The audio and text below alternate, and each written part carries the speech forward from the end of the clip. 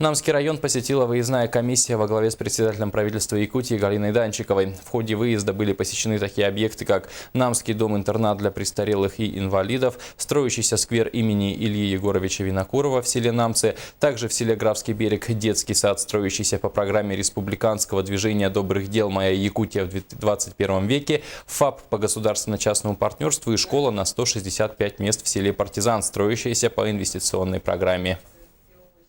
Школа достаточно большая, 165 мест.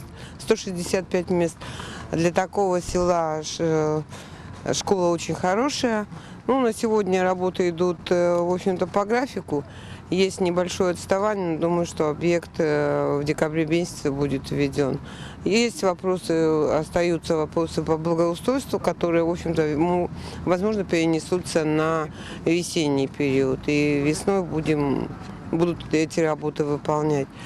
Ряд объектов посмотрели и с точки зрения их хода строительства. Посмотрели объекты, связанные в Графском береге с завершением строительства детского сада. И, конечно, возможно, какие-то мои коллеги, которые участвовали в этой поездке, внесут коррективы с точки зрения усиления за качеством строительства и ввода объектов.